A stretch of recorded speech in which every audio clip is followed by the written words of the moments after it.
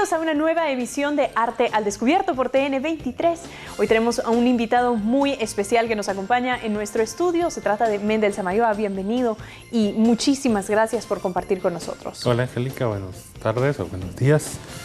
Pues contento, gracias por invitarme, gracias a todos por la atención a este programa de arte y cultura, ¿verdad? Claro. Y bueno, regresando.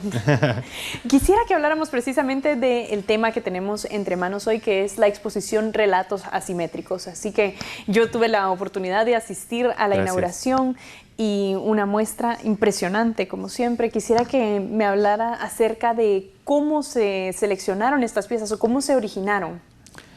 A ver, Relatos Asimétricos es una retrospectiva y exposición. Son 50 obras, la mitad son obra que he hecho desde el 2001 al 2015 y la otra mitad son toda obra del 2016 hecha para la exposición.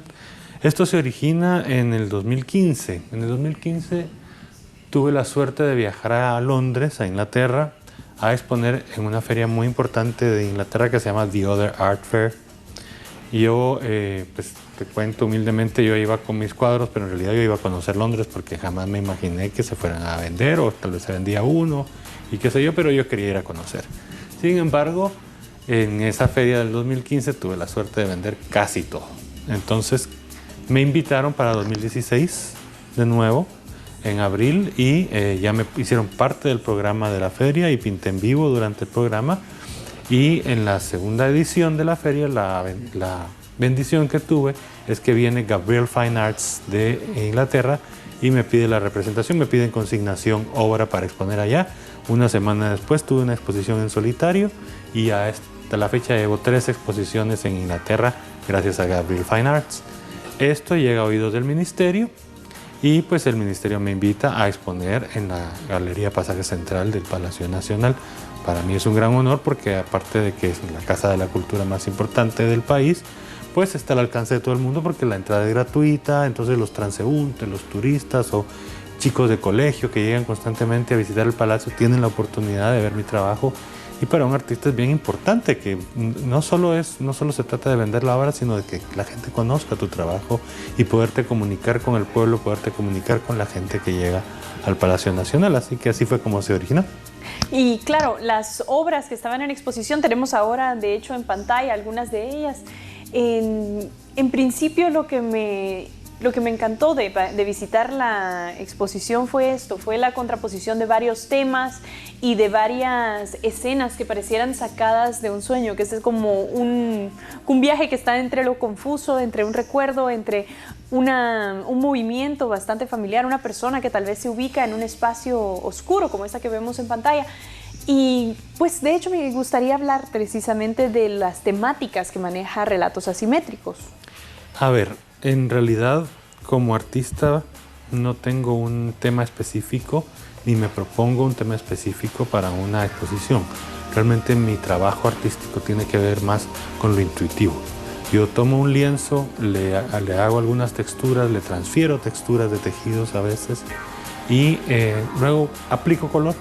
Y mientras voy aplicando el color voy descubriendo la historia que me va contando el lienzo y una vez que tengo ya como un escenario que me llama la atención para colocar algunas figuras, porque mi trabajo es antropomórfico, o sea, siempre tiene la figura humana, las voy colocando y ellas van haciendo sentido con el fondo y este fondo va adquiriendo vida y va adquiriendo movimiento y luego ya pues me dedico a hacerle pátinas, a hacerle rayas, a hacerle quizá cicatrices o quizá un poco de envejecimientos y así van surgiendo las obras. En algunas, específicamente para el Palacio, pues sí cambió un poquito mi discurso y me inspiré en algunos hechos de Guatemala, que ustedes podrán ver ahí de repente las banderas frente al Palacio o de repente una mujer con traje típico, etcétera, etcétera, pero en general no, en general yo ataco el lienzo y el lienzo es intuitivo conmigo y yo con él y nos vamos ahí llevando de la mano para llegar a estos resultados.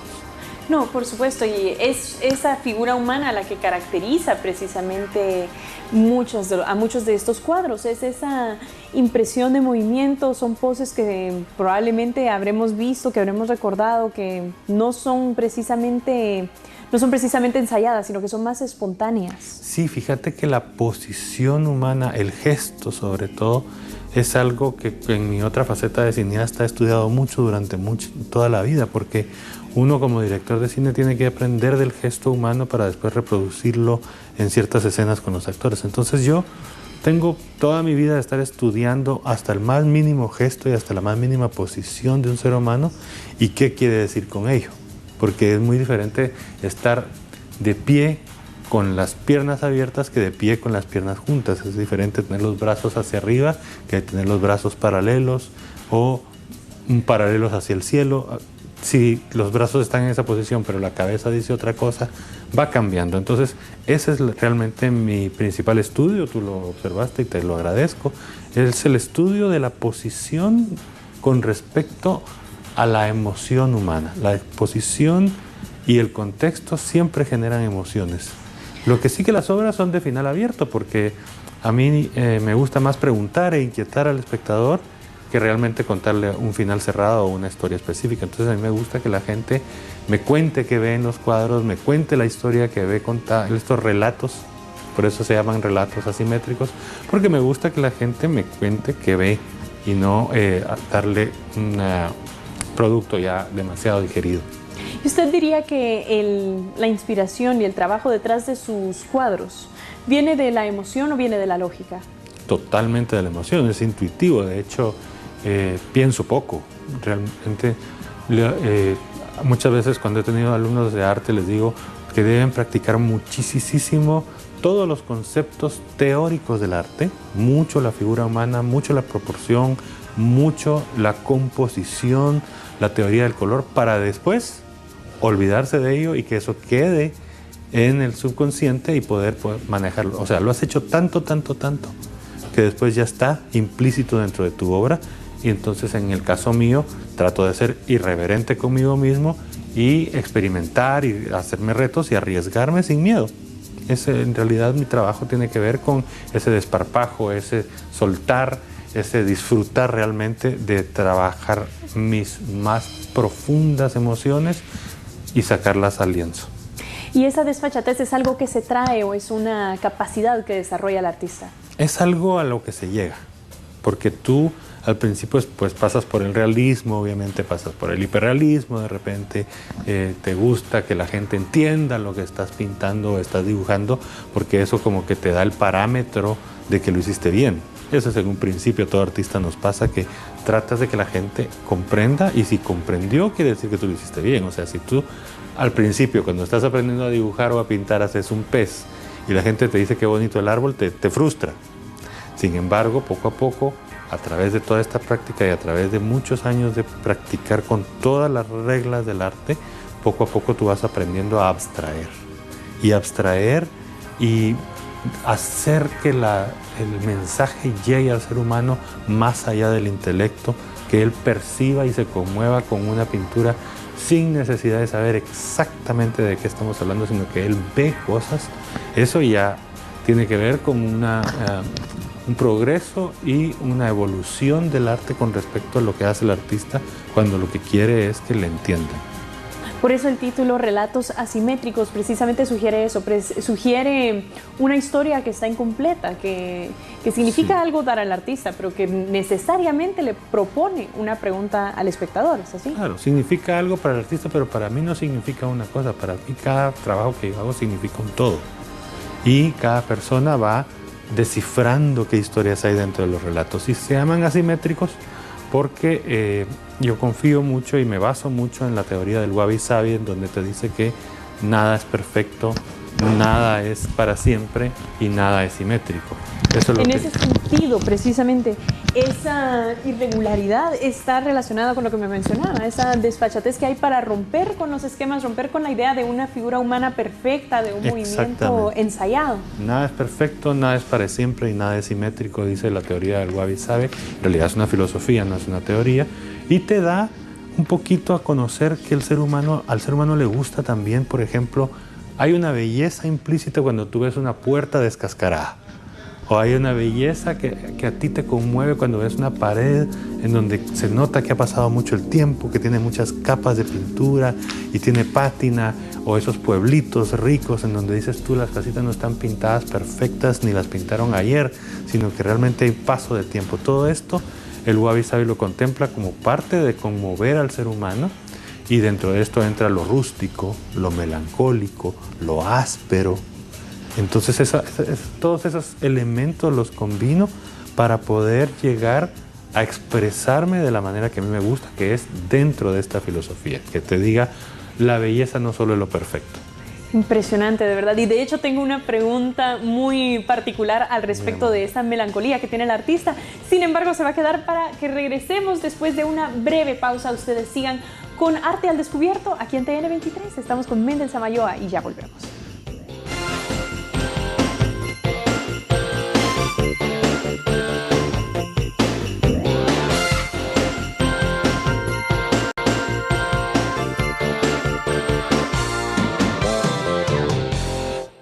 Estamos de vuelta con más de Arte al Descubierto, hablando de la exposición Relatos Asimétricos y el impresionante trabajo de Mendel Samayoa, esa cualidad que tiene de ponernos a soñar, de ver algo improvisado, pero a la vez que tiene tanta técnica. Lo felicito, de verdad. Gracias, Angélica. La verdad que a mí me gusta mucho trabajar la sensación de lo no terminado, lo incompleto, lo inconcluso, lo imperfecto, pero no el descuido. No, si eso en ningún caso se descuida la obra, porque la obra tiene que tener una calidad máxima. Lo que tú me dices con descuido es ese desparpajo, esa libertad que hay de hacer una raya, hacer un trazo, y que no necesariamente dice algo, sino simplemente está ahí para darte sensación de movimiento, para darte sensación de sueño, para darte sensación onírica. Ese tipo de trazos y ese tipo de gestos que el espectador observa en las obras de los artistas que trabajamos este estilo libre, lo que hace es darte una sensación de libertad. Es como cuando tú ves una bailarina y ves una sonrisa en su cara y sientes que esto es fácil lo que está haciendo, te transmite felicidad y te transmite libertad, porque decís vos, puchica, el arte es libertad, qué rico que a ella le salga eso tan fácil. Y no es fácil, lo que pasa es que lleva tantos años ensayando baile que ella lo disfruta. Y eso mismo es lo que se ve en ese desparpajo. No, y esa cualidad de lo incompleto, recuerda incluso el sufrimiento que tienen muchas veces los escritores, especialmente, de no sentir que la obra está completa y de seguir buscándole, seguir purificándola en cierta forma, pero es un trabajo que no termina. No hay que tomarse tan en serio, o sea, si de repente mi obra parece que está incompleta, o a mí me gusta, por ejemplo, y lo verán en mucho de lo que está pasando en la pantalla, que hay partes del lienzo que no toco, que quedó como ahí, como venía la tela. Y me gusta que se pase eso, porque eso incompleto también completa la pieza. Esa libertad de dejar un pedazo sin tocar, sin miedo, porque existe una teoría en el arte que es el terror vacuo, que es como miedo al vacío. Toda la pieza tiene que estar llena de detalles y todo tiene que tener un sentido para que la pieza esté completa. Y no, de repente pueden haber partes donde ni tocó el pincel, pero es parte de la composición. No, además es parte del vacío que pues, está en todos nosotros. Es parte del vacío que dice algo, siempre dice algo. No, y bueno, también me comentaba anteriormente que existe una nostalgia dentro de la manera en la que crea, dentro de esa imperfección. Y a eso yo quisiera venir a preguntarle, con la emergencia de tanta tecnología y de tantas otras maneras de hacer arte, ¿cómo se siente una persona que precisamente le tiene esa nostalgia al pasado, a lo descuidado? Esa es mi fascinación, Angélica. Tocaste una fibra bien importante. Se ve que te pusiste a ver la obra con detalle, porque de verdad esto es totalmente tratar de llegar al ser humano y a sus sentimientos fuera de toda tecnología. Eso es justamente lo que intentan estas piezas, es llevar al ser humano al trazo gestual, al dedazo. O sea, ustedes en mis pinturas van a encontrar las partes que yo hice con los dedos, porque si de repente el pincel ya no da lo que yo quiero, pues le paso el dedo y la pintura llega más allá y se vela un poquito más. Mis figuras humanas llevan porciones de agua encima, porciones de pegamentos, resinas, para hacer que algunas partes se velen, pero cuando tú no estás en total control de la obra, siento que es más orgánica, que te representa más, porque yo no sepas hacia dónde va a ir el agua cuando la echo encima, o hacia dónde va a ir el pegamento, la resina, qué va a pasar con esa mancha, pero esa mancha seguramente va a hacer que la obra tenga más profundidad y tenga mucho más sentido con respecto al todo que es el lienzo. Claro, es un caos controlado, por así decirlo. Es dejarse llevar. Mira, hay una frase que a mí me fascina, que creo que se enmarca mucho dentro de mi pintura, y es: los peces no nadan, las aves no vuelan, son llevados. Y yo me dejo llevar. En realidad esto es dejarse llevar, esto es hacer cosas de la manera más lúdica posible. Dejarte llevar y ser libre, y en buen chapín se diría como mostrar el calzón. O sea, dejarte que la gente te vea, no tomarte tan en serio, no tener una posición tan como altanera con respecto al arte, sino no. También cometo errores y ahí están las cicatrices, y de repente si hay una corrección ahí que se note que corregí, ¿por qué no? Si no soy perfecto, y nada es perfecto. Qué interesante filosofía, incluso para pensarla en función de la vida de uno. Es que el Wabi Sabi en realidad no es una filosofía del arte, es una filosofía de vida, en donde te dicen, bueno, si de repente tus zapatos no son nuevos, no están perfectos, eso quiere decir que los has usado y son parte de ti y te gustan. En cambio, si toda la vida vamos con el auto perfectamente pulido y perfectamente encerado y sin un solo rayoncito, bueno, pues esta chica el auto no lo saca o no lo usa porque está demasiado perfecto. En cambio, si de repente tú ves mi moto, que es otra de mis pasiones, y tiene un rayoncito por acá, de repente un golpe por allá, es porque esa moto tiene recorrido, tiene historia, y ahí hay belleza también, hay estética, y eso es parte de la vida. Hay que saberse reconocer de la edad que es uno, con las arrugas que tenga uno, con las cicatrices que tenga uno. Eso es parte de la belleza del ser humano, y es parte de lo que nos conmueve a los seres humanos. Cuánta razón, de verdad, cuánta razón. Y bueno, relatos asimétricos para los espectadores que quieran asistir a conocer esta obra tan espontánea, tan libre sobre todo. Está en el Palacio Nacional de la Cultura, y la inauguración fue recientemente. Recientemente, el 28, apenas estamos empezando esta semana, prácticamente sería su primera semana de una exposición de mis 50 obras abierta al público, entrada totalmente libre. Eso, como te decía, me emociona mucho, porque cualquiera que llegue ahí, que pueda mostrar su DPI en la entrada por cuestiones de seguridad, puede entrar libremente a ver esta exposición, abierta al pueblo, abierta al público, abierta a todo el mundo. ¿En qué fechas? Desde el jueves pasado, que fue el 28 de julio, hasta el 28 de agosto. O sea, tienen un mes casi completo para ir a verla. Ahí dejé un libro por si quieren dejar alguna impresión. También por todos lados en las cédulas está mi mail, está mi teléfono por si se quieren comunicar conmigo. Pero lo más importante es que disfruten de esta libertad, que estas ventanas, como las llamó Javier Payeras en el prólogo del catálogo, en donde realmente, y lo puedo decir con toda honestidad, me desnudo en cada obra. Dejo que todo mi ser surja y se refleje dentro de la obra, porque es totalmente sin miedo. No tengo miedo a que vean que las cosas me salen como me salen. Por supuesto, es perder ese miedo a equivocarse, ese miedo a romper, a hacer un desastre a veces. Sí, pero ese desastre al final es tu catarsis, es tu composición interna, es tu estética personal intransmisible, esos trazos que hice, esas rayas que tengo, incluso le grabo, le transfiero texturas al final. Esas cosas que hago ahí, ni yo mismo las puedo repetir. Cada obra es única. Yo no me pidan jamás que repita una obra mía, porque no podría. Es única porque el trazo es gestual. Muchas veces voy a confesarlo aquí en cámara, de repente pongo música y de repente estoy bailando y hago el trazo. Entonces eso no me va a volver a salir nunca. No, pero qué impresionante, y de verdad qué forma tan hermosa en la que se conjuga, que lleva a estas obras que, bueno, conmueven de verdad, y conmueven mucho más saber cuál es la poética detrás de ellas. Qué belleza. Muchísimas gracias. Los invito a todos a que se metan a estos relatos y que cada quien descubra una historia, y entre más historias me cuentan acerca de cada una de mis ventanas, más feliz me hacen, porque yo realmente lo que estoy es proponiendo, preguntando, inquietando al espectador. Y bueno, casi vamos llegando al final de esta entrevista, pero me gustaría que nos contara cuáles son los proyectos que tiene para el resto de este año. Estamos cabal a la mitad, bueno, ya pasamos la mitad. Pasandito la mitad. Y queda todavía mucho tiempo, queda mucha energía en usted, eso se percibe. Gracias, sí, la verdad que mis proyectos, como algunas personas saben, son de teatro, son de cine, son de fotografía, pues no paro. No paro, pero me gusta porque siento que de eso vivo y de eso no solo vivo de pagar mis cuentas, sino de eso vive mi espíritu y mi felicidad de estar haciendo. Y les quiero contar que dentro de los planes está exponer ojalá en Quetzaltenango.